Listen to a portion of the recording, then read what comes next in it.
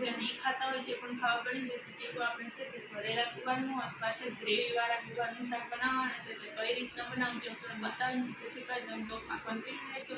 અને નવા હોય તો ચેનલને સબસ્ક્રાઈબ કરી દેજો, લાઈક કરી દેજો, શેર કરી દેજો અને કોમેન્ટમાં બતાવો તમને આ વિડીયો કેવો લાગે છે.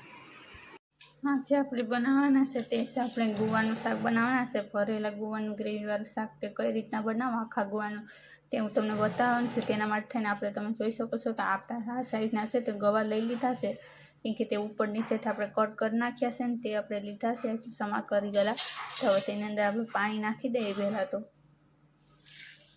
અને પછી આપણે તેને ધોવા પડે, કેમ કે આપણે બજારમાંથી લીધા હોય છે એટલે.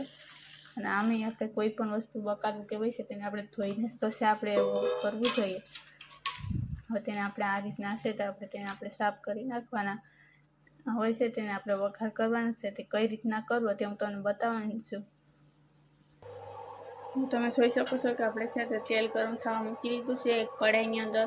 હવે આપણે તેમાં આગળ કઈ રીતના કરવાનું છે તો હું તમને બતાવવાની છું, કેમ કે તેલ ગરમ થાય છે એટલે પછી તેની અંદર આપણે નાખવાનું છે. પહેલાં તો આપણે અજમા નાખશું. હવે આપણું તેલ ગરમ થઈ ગયું છે ને અજમાને આપણે નાખી દઈએ આ રીતે. અજમા છે તે સડી જાય એટલે પછી તેની અંદર આપણે નાખવાનું છે તે વસ્તુ આપણે નાખી દઈશું, કેમ કે આપણે છે તેને આપણે આમ વઘાર નથી કરવાનું. હવે તેની અંદર આપણે હિંગ નાખી દઈએ આ રીતે. હિંગ નાખ્યા બાદ હવે તેની અંદર આપણે જે ગુવાર લીધા છે તે નાખી દેવાના છે આ રીતે. ગુવાર નાખીને તેને આપણે સળવા દેવાના છે, કેમ કે જો અજમા નાખીએ તો તેનું ફ્લેવર છે તે એકદમ સારો આવે છે ને તેની ટેસ્ટી બને છે. એટલા માટે થઈને અજમા ખાસ નાખ્યા. અને તે આપણે ગોવા છે તો આખા ગોવાનું શાક કરવાનું છે, એટલે માટે થઈને આપણે પહેલાં તો તેને આ રીતના આપણે સળવા દેવા જોઈએ, જેથી કરીને છે પછી આપણે આગળની પ્રોસેસ કરવાની. પહેલાં આ રીતના કરશે તો બહુ ટેસ્ટી બને છે શાક. હા છે તો એને હવે આપણે થોડી વાર માટે છે ને સખત 3 થી 4 મિનિટ માટે હલાવશું ગેસની ફ્લેમ મીડિયમ રાખીને. એટલે છે તો આપણે છે તે ગવા છે તો અચકચરા સડી જશે. પછી તેની અંદર આપણે આગળ કરશું કઈ રીતના કરવાનું છે તે.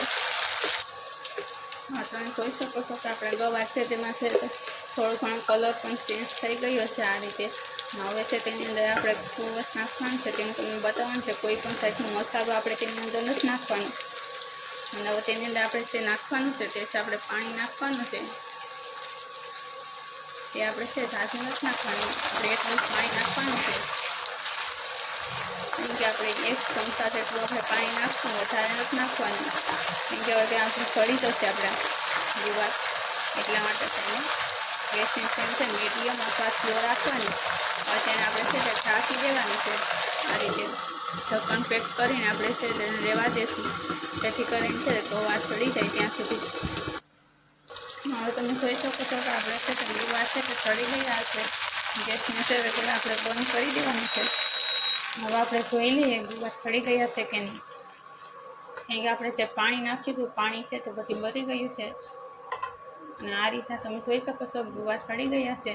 તો તેને આપણે કાઢી લેવાના છે, એક પ્લેટમાં કાઢી લઈએ આ રીતે.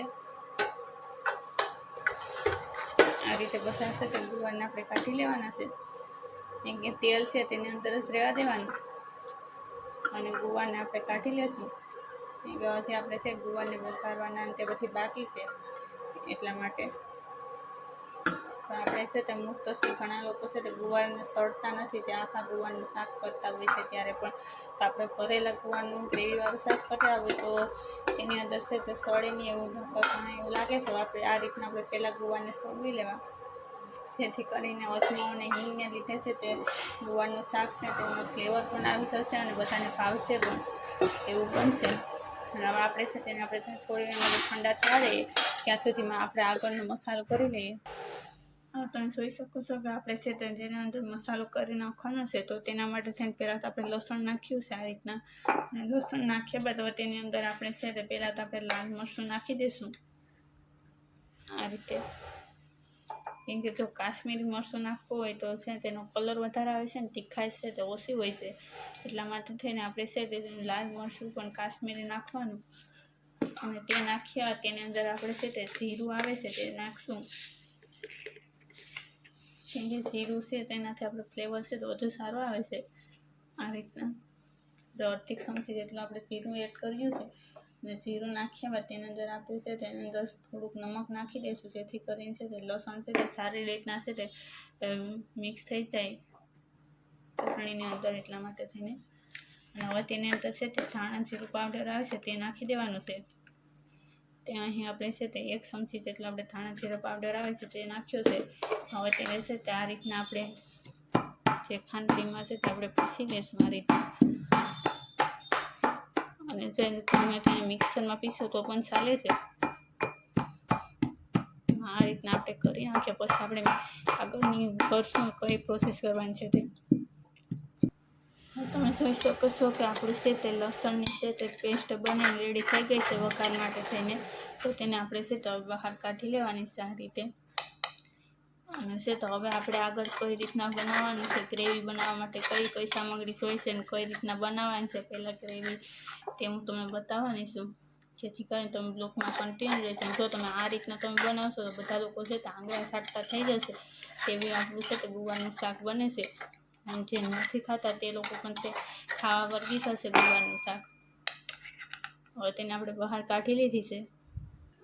હવે આપણે છે મિક્સર જારની અંદર આપણે કઈ વસ્તુ પીસવાની છે તે હું તમને બતાવું છું. તેના માટે થઈને આપણે સિંગના દાણા લીધા છે તે આપણે તેની અંદર આપણે પીસવાના છે. અને તેની સાથે આપણે છે 1 ચમચી જેટલા આપણે સફેદ તલ લીધા છે તેને પણ પીસવાના છે.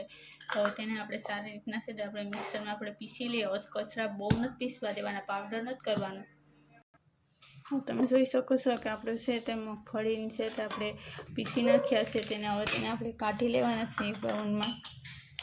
કે આપણે હાવ પાવડર તેનો નહોતો કરવાનો, તો તેને આપણે છે તે કાઢી લઈએ. અને પછી આપણે છે તે આગળ બીજું શું શું નાખવાનું છે તે હું તમને બતાવવાની છું, જેથી કરી તમે બ્લોગમાં કન્ટિન્યુ રહેજો. આપણે કરવાની છે તે હિસાબે ટમેટાની ગ્રેવી કરવાની છે, તો તે કઈ રીતના કરવી તે હું તમને બતાવવાની છું. તેના માટે પહેલાં તો આપણે છે તેને આપણે છે તે આપણે સાલ છે તેને આપણે પાડી નાખીએ, એટલે છે તે આપણે આસાનીથી છે તેને આપણે છે તે કરી શકીએ. જો પાકી ગયેલા એકદમ પાકેલા ટમેટા હોય છે તો તેની સાલ પાડવાની જરૂર નથી પડતી, પરંતુ જો છે આ રીતના પીળાશ પડતા હોય છે તો છે તેને આપણે સાલ પાડી નાખી, જેથી કરીને છે તે ગ્રેવી એકદમ થઈ શકે. નકર છે તેની ગ્રેવી નથી થતી આપણે જ્યાં આપણે કાચા ટમેટા હોય છે તો, એટલા માટે થઈને તેને આપણે સાલ પાડી નાખવી જોઈએ.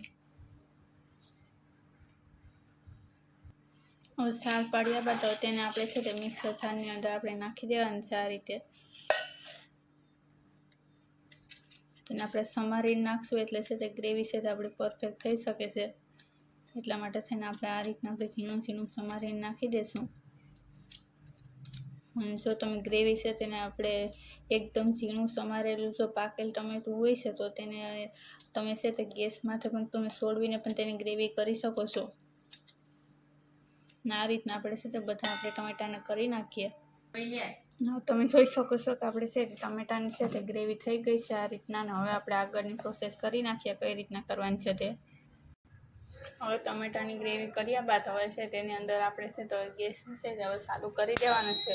અને છે તે કઢાઈ મૂકી દેવાની છે આપણે પોતે પાસે. આપણે જે આપણે તેમાં ગવારને છે તો અજમાન નાખીને જે આપણે તેલમાં ઓલા કર્યા હતા તેની અંદર ગવાર છોડવ્યા હતા તેમાં, એટલે છે તો હવે છે તેની અંદર આપણું તેલ ગરમ થશે એટલે તેની અંદર આપણે વઘાર કરવાનો છે. તે કઈ રીતના કરો તે હું તમને બતાવવાની છું. આપણું તેલ ગરમ થયા બાદ તેની અંદર આપણે રાઈ નાખી દેવાની છે. રાઈ પકડે એટલે તેની અંદર આપણે છે જીરું નાખી દઈશું. રાઈ અડધી ચમચી નાખી છે અને જીરું આપણે 1 ચમચી નાખવાનું છે. અને જીરું નાખ્યા બાદ તેની અંદર આપણે છે આપણે લીમડો નાખવાનો છે આ રીતે. અને લીમડો નાખ્યા બાદ તેની અંદર આપણે ચણાનો લોટ છે તે નાખી દઈશું. ગેસની ફ્લેમ આપણે સ્લો કરી દેવાનું છે હા, અને તેને શેકાવા દેવાનું છે. કે હવે તેને આપણે શેકાવા દઈશું. હવે તેને આપણે શેકાવા દઈએ. ખાસ ધ્યાન રાખવાનું કે શેકાવામાં દાજે નહીં. હવે આપણો લોટ છે તે શેકાઈ ગયો છે. હવે આપણે આગળની પ્રોસેસ કરી નાખીએ તે કઈ રીતના કરવાની છે તે. તેની અંદર આપણે છે તે લસણવાળી ચટણી છે તે નાખવાની છે, તે આપણે નાખી દઈએ આ રીતે. ગેસની ફ્લેમ બંધ કરી દઈશું. સારી રીતના મિક્સ કરી દઈએ.